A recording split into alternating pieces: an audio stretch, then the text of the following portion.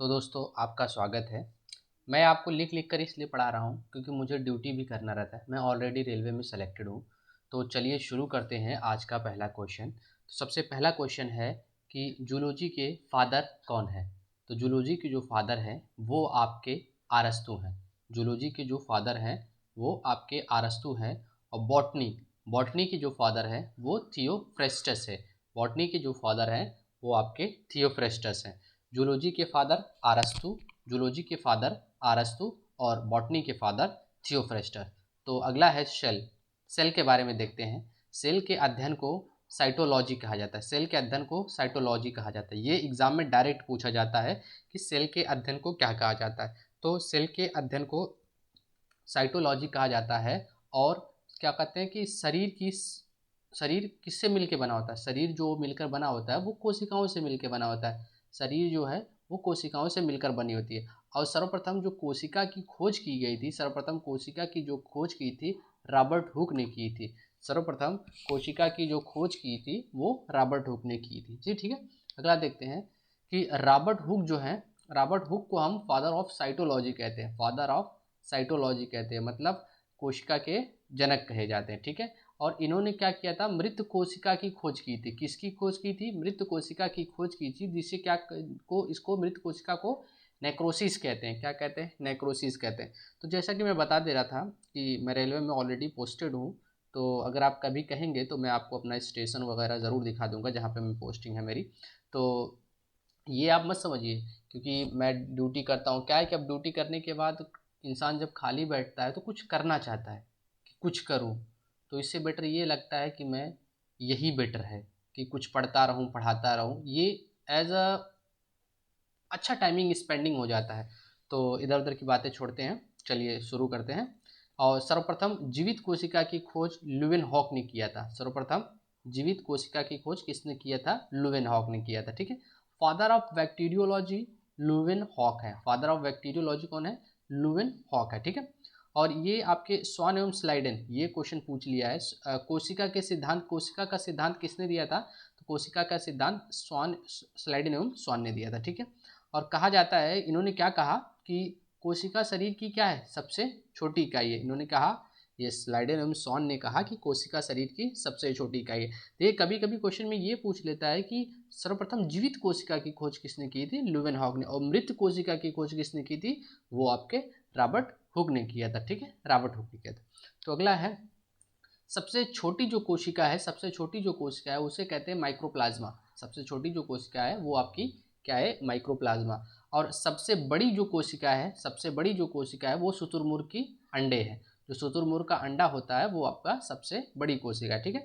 और सबसे लंबी जो कोशिका है वो आपका तंत्रिका तंत्र है, न्यूरॉन। सबसे लंबी जो कोशिका है वो आपका तंत्रिका तंत्र है। ठीक है। सबसे छोटी कोशिका बता दिए माइक्रोप्लाज्मा, और सबसे बड़ी जो कोशिका होती है वो शुतुरमुर्ग का अंडा होता है, और सबसे लंबी जो कोशिका होती है वो आपका तंत्रिका तंत्र होता है। अब है कि मानव के शरीर में सबसे बड़ी जो कोशिका होती है वो अंडाणु होता है, जिसे ओवम कहते हैं। और ये किस में पाई जाती है? फीमेल में पाई जाती है। किस में पाया जाता है? फीमेल में पाया जाता है। क्या पाया जाता है? ओवम।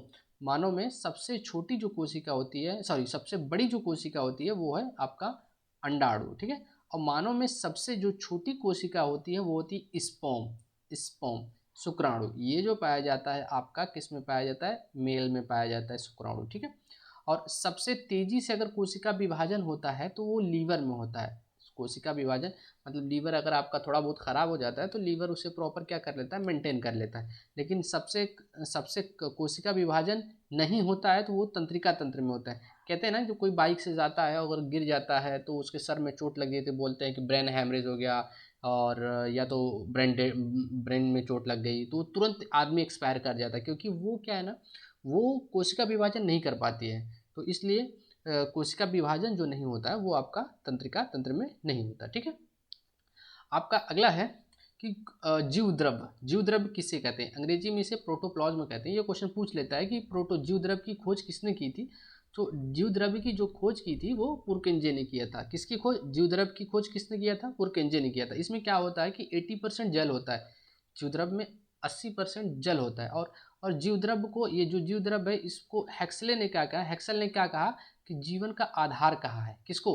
ये जो जीव द्रव्य है, जीवन का आधार हेक्सल ने किया था, ठीक है। हेक्सल ने कहा था कि ये जीवन का आधार है, ठीक है, जीव द्रव्य को, ठीक है। अब ये जीव द्रव्य दो प्रकार के होते हैं, एक होते हैं आपके कोशिका द्रव्य जो कोशिका के अंदर पाए जाते हैं साइटोप्लाज्म, एक होते हैं केंद्रिका द्रव्य जो केंद्रिका के अंदर पाए जाते हैं। इसका हम डिटेल में आपको बाद में बताएंगे, ठीक है।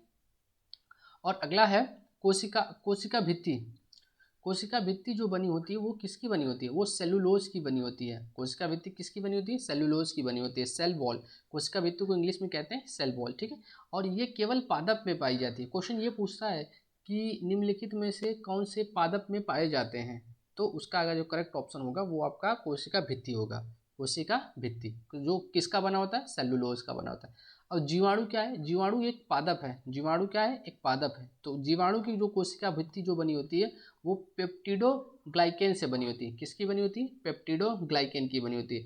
जीवाणु एक पादप है और इसकी जो कोशिका भित्ति बनी होती है वो पेप्टिडोग्लाइकेन की बनी होती है। जीवाणु क्या है, जो अभी आपको याद भी हम करा रहे हैं क्योंकि बार बार हम जो रिवीजन कर रहे हैं ना इसको आप ध्यान से सुनिए, आपको याद भी होगा। जीवाणु जो होता है, जीवाणु क्या है, पादप है। जीवाणु क्या है, पादप है। जीवाणु क्या है, पादप है। जीवाणु क्या है, पादप है। और जीवाणु की जो कोशिका भित्ति बनी होती है वो पेप्टिडोग्लाइकेन किसकी बनी होती है, पेप्टिडोग्लाइकेन की बनी होती है। जीवाणु की जो कोशिका भित्ति होती है वो पेप्टिडोग्लाइकेन की होती है, पेप्टिडोग्लाइकेन की होती है।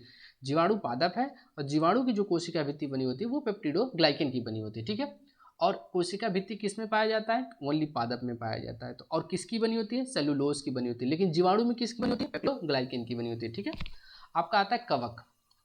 कवक कवक की जो कोशिका भित्ति बनी होती है वो काइटिन की बनी होती है। कवक की कोशिका भित्ति जो बनी होती है वो आपकी काइटिन की बनी होती है। कवक की कोशिका भित्ति किसकी बनी होती है, काइटिन की बनी होती है। कवक की कोशिका भित्ति किसकी बनी होती है, काइटिन की बनी होती है। कवक की कोशिका भित्ति काइटिन की बनी होती है, ठीक है। अगला देखते हैं कि कोशिका झिल्ली। कोशिका झिल्ली इसे अंग्रेजी में कहते हैं सेल मेम्ब्रेन। कोशिका झिल्ली जिसे अंग्रेजी में कहते हैं सेल मेम्ब्रेन। कोशिका झिल्ली जिसे इंग्लिश में क्या कहते हैं, सेल मेम्ब्रेन, ठीक है। अब ये क्या होता है, सेल मेम्ब्रेन क्या होता है, ये जंतु और पादप दोनों में पाया जाता है। किस में पाया जाता है, जंतु और पादप दोनों में पाया जाता है। क्या पाया जाता है, कोशिका झिल्ली, सेल मेम्ब्रेन। अब वल्ली जो पादप में पाया जाता है वो क्या था, आपका कोशिका भित्ति जो किसका बना होता था, सेल्यूलोज का बना होता था। जो जीवाणु का होते थे वो पादप होते थे। जीवाणु की कोशिका भित्ति ये पेप्टिडोग्लाइकेन की बनी होती थी, पेप्टिडोग्लाइकेन की बनी होती है। और कवक की किसकी बनी होती थी, काइटिन की बनी होती थी, ठीक है। और ये जो कोशिका झिल्ली जो होता है, ये क्या करता है, अर्धपारगम में होता है, ठीक है। इसमें क्या होता है, कोशिका के अंदर आने जाने वाले पदार्थ को नियंत्रित करता है। कोशिका के अंदर जो आने जाने वाले पदार्थ को नियंत्रित करता है, कोशिका के अंदर आने जाने वाले पदार्थ को नियंत्रित करता है, ठीक है। अब एक बार हम फटाक से आपको रिवीजन करा देते हैं कि हमने क्या क्या आज के चैप्टर में जो पढ़ा है, जो इंपॉर्टेंट है, ठीक है। सबसे पहले हमने पढ़ा कि कोशिका के अध्ययन को क्या कहा जाता है, साइटोलॉजी। कोशिका के अध्ययन को क्या कहा जाता है, साइटोलॉजी। कोशिका के अध्ययन को क्या कहा जाता है, साइटोलॉजी। कोशिका के अध्ययन को साइटोलॉजी कहा जाता है। और जो बॉडी जो बनी होती है वो किसकी बनी होती है, बॉडी जो बनी होती है वो कोशिका से मिलकर बनी होती है। बॉडी हमारी किससे मिलकर बनी होती है, कोशिका से मिलकर बनी होती है। और सर्वप्रथम कोशिका की खोज किसने की थी, रॉबर्ट हुक ने किया था। सर्वप्रथम कोशिका की खोज किसने किया था, रॉबर्ट हुक ने किया था। सर्वप्रथम कोशिका की खोज किसने किया था, रॉबर्ट हुक ने किया था। वो भी किसका किया था, मृत कोशिका का। वो भी किसका किया था, मृत कोशिका का। सर्वप्रथम कोशिका की खोज रॉबर्ट हुक ने, वो भी मृत कोशिका को। और मृत कोशिका को हम क्या कहते थे, नाइक्रोसिस। मृत कोशिका को हम क्या कहते थे, नाइक्रोसिस। मृत कोशिका को हम क्या कहते थे, नाइक्रोसिस। अब सर्वप्रथम जीवित कोशिका की खोज किसने की, ल्यूवेनहॉक ने। सर्वप्रथम जीवित कोशिका की खोज किसने की, ल्यूवेनहॉक ने किया था। किसने किया था, ल्यूवेनहॉक। इसलिए ल्यूवेनहॉक को क्या कहा जाता है, फादर ऑफ बैक्टीरियोलॉजी। ल्यूवेनहॉक को क्या कहा जाता है, फादर ऑफ बैक्टीरियोलॉजी, ठीक है। स्लाइडेनोमसॉन ने क्या दिया, कोशिका सिद्धांत दिया। स्लाइडेनोमसॉन ने क्या दिया, कोशिका सिद्धांत दिया। स्लाइडेनोमसॉन ने कोशिका सिद्धांत दिया। और उन्होंने क्या कहा कि कोशिका की सबसे छोटी इकाई, कोशिका शरीर की सबसे छोटी इकाई है। कोशिका जो है वो शरीर की सबसे छोटी इकाई है। कोशिका जो है शरीर की सबसे छोटी इकाई है। और सबसे छोटी कोशिका क्या बताया आपको, माइक्रोप्लाज्मा। सबसे छोटी कोशिका माइक्रोप्लाज्मा, सबसे छोटी कोशिका माइक्रोप्लाज्मा, सबसे छोटी कोशिका जो बताया आपको माइक्रोप्लाज्मा। और सबसे बड़ी कोशिका जो बताया था वो शुतुरमुर्ग का अंडा। सबसे बड़ी जो कोशिका बताया वो शुतुरमुर्ग का अंडा। सबसे बड़ी जो कोशिका बताया वो आपका शुतुरमुर्ग का अंडा। और सबसे लंबी कोशिका जो बताया वो तंत्रिका तंत्र। और सबसे लंबी जो कोशिका बताया वो तंत्रिका तंत्र। और मानव में सबसे बड़ी कोशिका जो बताया वो बताया आपका ओवम। ओवम क्या होता है, अंडाणु। अंडाणु ये किस में पाया जाता है, फीमेल में पाया जाता है। और सबसे छोटी जो कोशिका बताया था मानव में वो होता है स्पर्म। स्पर्म किस में पाया जाता है? वो मेल में पाया जाता है। और आपको बताया कि ये जो हमारा लीवर होता है उसमें क्या होता है, कोशिका विभाजन तेजी से होता है, लेकिन किस में नहीं होता? तंत्रिका तंत्र में कोशिका विभाजन नहीं होता है। अब बताया कि जीवद्रव्य की खोज किसने किया था? पुरकिंजे ने। और इसको जीवन का आधार किसने बताया था? हेक्सले ने बताया था। इसमें क्या होता है, 80% क्या होते हैं? जल पाए जाते हैं। इसमें दो टाइप्स के होते हैं, एक होता है केंद्रिका द्रव, एक होता है कोशिका द्रव। केंद्रिका द्रव को साइटोप्लाज्म कहते हैं और केंद्रिका द्रव को न्यूक्लियोप्लाज्म कहते हैं। दोनों को मिला के हम क्या कहते हैं? जीव द्रव। अब बताया था कोशिका भित्ति। कोशिका भित्ति बनी किसकी होती है? सेल्यूलोज में। ये पाया किस में जाता है? केवल पादप में। और आपका जीवाणु क्या है? एक प्रकार का पादप है। और इसकी जो कोशिका भित्ति बनी होती है वो पेप्टिडोग्लाइकेन की बनी होती है। और कवक की कोशिका भित्ति किसकी बनी होती है? काइटिन की बनी होती है। अब आगे हमने बताया कि आपको कोशिका झिल्ली के बारे में बताया कि ये जंतु और पादप में दोनों में पाया जाता है। ये कुछ पदार्थों को अंदर जाने देता है, कुछ पदार्थों को अंदर जाने देता है। ये क्या होता है? अर्धपारगम्य होता है। तो ठीक है, आज के वीडियो में हमने आपको इतना याद करा दिया। अब आप इसको रिवीजन करिए। लास्ट में हम क्या करेंगे, जब हमारा ये चैप्टर कंप्लीट हो जाएगा तब हम आपको इसको क्वेश्चन ला के देंगे, ताकि क्वेश्चन से आप अपने आप को जज कर सके कि आप जो पढ़े हैं उसको बेनिफिट हुआ कि नहीं।